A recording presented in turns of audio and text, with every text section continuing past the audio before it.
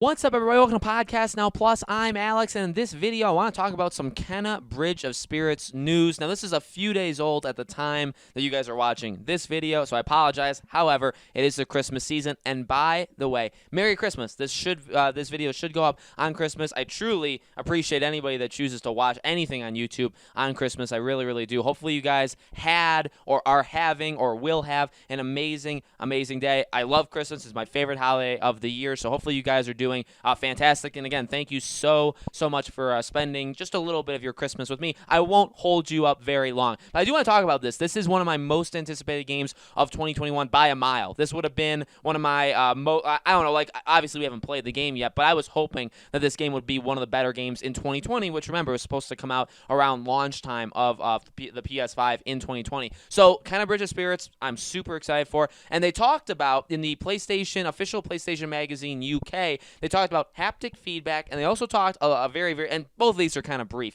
but I want to just go over it, and very briefly about DLC. So here's what they said. We use haptics on all of Kenna's abilities and shield, and at the moment, we use the adaptive triggers when using the bow. You have a little bit of resistance on the right trigger that tightens as you full draw. When you do have the string fully drawn, the bow has more power and more accuracy, and you'll feel that tension in the trigger as you pull back. There are some fun mini games too. These train you up to how to use the bow. So it's actually kind of a bow tutorial that they went over as well. And then the DLC. Yeah, there's definitely opportunities for additional spirits that we couldn't get into this game that would have additional loops you could go on to open up in the game. So they talk about DLC there as definitely a possibility. So we'll have to see how that goes. So let's talk about haptic, the feedback first. Well, look, if you guys have been with the channel, I've said this before, if you guys have watched this channel, my main channel, I'm such a sucker for the haptic feedback. I'm such a sucker for the DualSense. I think it's the best. I think it's, I do agree with people when they say, it's the most next-gen thing about next-gen. It's more next-gen than the PS5. It's more next-gen than the Xbox Series S or X. I truly do. I 1,000% believe that you are playing a futuristic, just technology item in your hand, and it's incredible. And the haptic feedback is honestly amazing. Obviously, Astro's Playroom, I don't think that's any secret, does it the best. Miles does it really well, I think. I know a lot of people actually were complaining about it. I liked it. It's nothing compared to Astro's Playroom, but Miles does it good. Demon Souls does it good.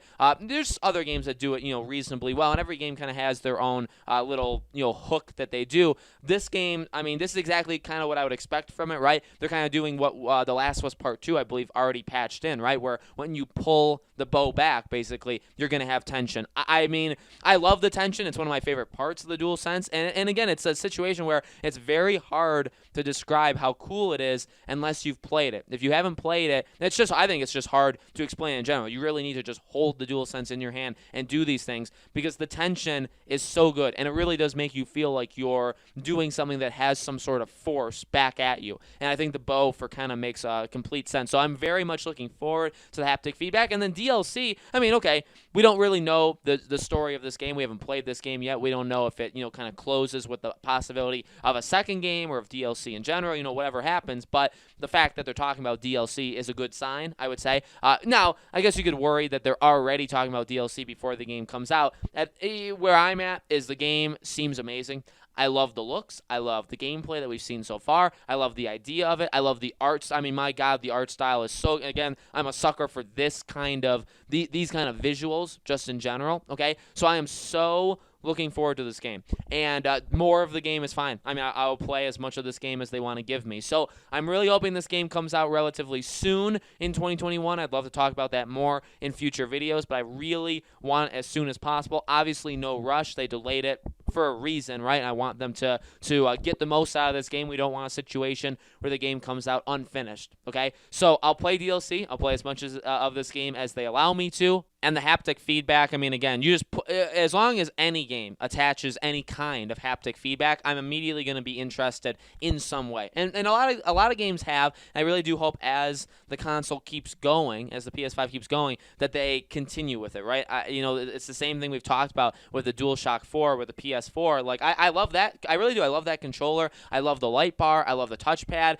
As time went on, the touchpad basically became the map button, which is okay, but, nothing. I mean, it's capable of doing more than just that. And a lot of developers did it in the beginning, but then they stopped doing it as it went on maybe just because it took too much time, because if you're making games for both consoles, you're not really going to put that much time into it. And then the light bar, like, yeah, it would change colors. Some games used it, like Until Dawn, I think, used it perfectly. But again, these are games that, some of these games were developed only for PlayStation, okay? So Kenna is a PlayStation console exclusive, so I would expect them to take more advantage of not just visuals and how the console runs and performs, but also, you know, the actual controller, okay? So let me know, guys, in the comments below, what do you think? Are you excited for Kenna Bridge of Spirits? Have you played any game really using the DualSense? Do you like the haptic feedback? Let me know. Make sure, as always, you guys are subscribed to this channel. Hit the bell icon so you guys know when all these videos go up. And I do a brand new video every single day. Obviously, it doesn't matter what the day is because I'm doing one on Christmas. But I'll have a new video up for you guys tomorrow. Again, Merry Christmas. Hopefully, you guys have an awesome, awesome day. You know, let me know on Twitter. Let me know on all these other places if you guys got anything cool for Christmas or got anybody else something cool. All that stuff. Or how's Wonder Woman for you guys? Let me know all that stuff throughout the day, anywhere that you guys want to. Thank you so much for watching, and I'll see you all on the next video.